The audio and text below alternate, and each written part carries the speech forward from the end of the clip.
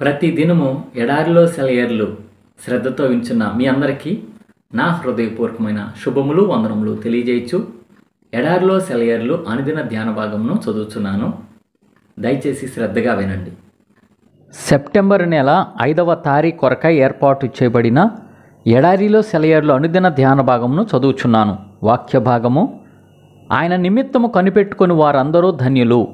యెషయా గ్రంథము 30వ అధ్యాయము 18వ వచనము. ధ్యాన భాగమును చదువుచున్నాను. దేవుని కోసం కనిపెట్టడం అనే దాని గురించి మనం ఎన్నోసార్లు వింటూ ఉంటాము. అయితే మనం ఆయన కోసం కనిపెడుతూ ఉంటే మనం సన్నద్ధులమయ్యేదాకా ఆయన కనిపెడుతూ ఉంటాడు. కొందరు అంటూ ఉంటారు, చాలామంది నమ్ముతుంటారు కూడా, ఏమిటంటే మనం అన్ని విధాలుగా సిద్ధపడిన వెంటనే దేవుడు మన ప్రార్థనకు జవాబు ఇస్తాడు అని. దేవుడు వర్తమానానికే దేవుడు అంటారు వాళ్ళు. ఆయనలో భూతకాలానికి కానీ భవిష్యత్ కాలానికి కానీ చోటు లేదంటారు. ఆయన చిత్తానికి లోబడడంలో అన్ని నిబంధనలను మనం పూర్తి చేయగలిగితే వెంటనే మన అవసరాలను ఆయన తీరుస్తాడు అంటారు. ప్రార్థనకు జవాబు దొరుకుతుంది అని వారంటారు. ఈ నమ్మకంలో చాలా వరకు నిజం ఉంది. అయితే ఇది నిజాన్ని ఒకే కోణంలో పరిశీలించినట్టుగా ఉంది. దేవుడు వర్తమానానికి దేవుడే అయినా తన వాగ్దానాలను తనకు అనుకూలమైన సమయంలో ఆయన నెరవేరుస్తూ ఉంటాడు. దేవుని ముందు ఉంచిన ప్రతి విన్నపము భూమిలో వేసిన ఒక విత్తనం లాంటిది. మన అదుపులో లేని శక్తులు ఎన్నో అది ఫలించేదాకా దానిపై తమ ప్రభావాన్ని చూపిస్తూ ఉంటాయి. విసుగు పుట్టించే పనులు మానేసి సుదూర తీరాల్లో సేవ చెయ్యాలని, విశాల పదంలో నడవాలని ఆశ నాది. యేసు అన్నాడు, నా సమయం ఇంకా రాలేదు.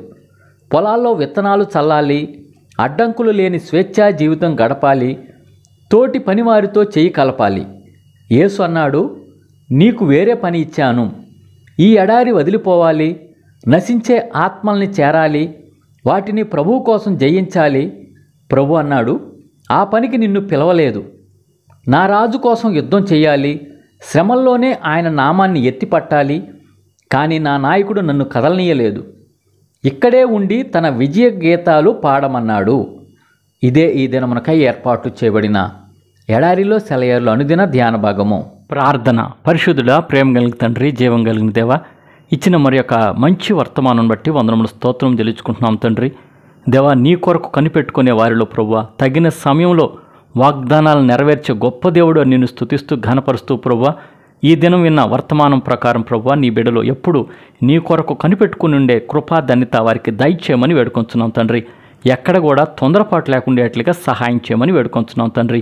ఈ దినము ప్రభువా ఎడారిలో సెలవులు వించిన ప్రతి ఒక్కళ్ళని పేరు పేరు వరుసన దీవించి ఆశీర్వదించమని వేడుకొంచున్నాం తండ్రి. దేవా, ఈ దినమున మరి ముఖ్యంగా తండ్రి మా యొక్క చుట్టుపక్కల ప్రాంతాల్లో తండ్రి దేవా ఎన్నో చోట్ల అనేకులు వరదల్లో చిక్కుకొని ఉన్నారు ప్రభువా. ఎంతోమంది వరద బాధితులుగా ఉంటున్నారు ప్రభువా. కనికరంగా తండ్రి వారు నీ తట్టు చూస్తున్నప్పుడు ప్రభువా నీవే వారిని కరుణించి కటాక్షించి తండ్రి వారికి అందుతున్న సహాయక చర్యలు మరింతగా అందటానికి సహాయం చేయనయ్యా.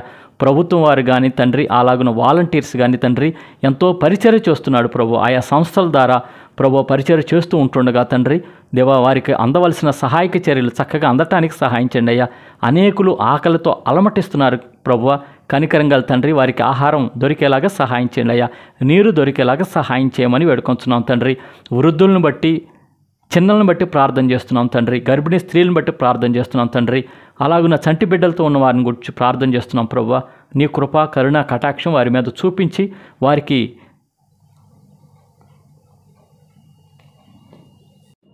సంపూర్ణ క్షేమం దయచేయమని వేడుకొంచు.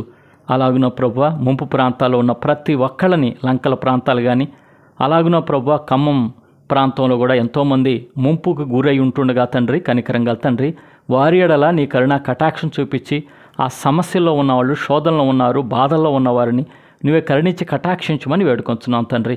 అలాగున సింగనగర్ ప్రాంతంలో కానీ కండ్రిక ప్రాంతంలో కానీ పైపుల్ రోడ్డు ప్రభువ ఇలాగున విజయవాడలో అనేక చోట్ల అనేకులు వరద బాధితులుగా ఉంటుండగా ప్రభువా నీ కరుణ కటాక్షము చూపించి ప్రభువా వారు ఆ యొక్క ఆపదలో నుంచి ఆ శ్రమలో నుంచి విడిపించబడేలాగా నీ కృప చూపించమని వేడుకొంచు. నిన్నే స్తుతిస్తూ ఘనపరుచుకుంటూ యేసు పరిశుద్ధ నామంలో ప్రార్థించి వినయంగా వేడుకొంచున్నాము పరమ తండ్రి. ఆమేన్.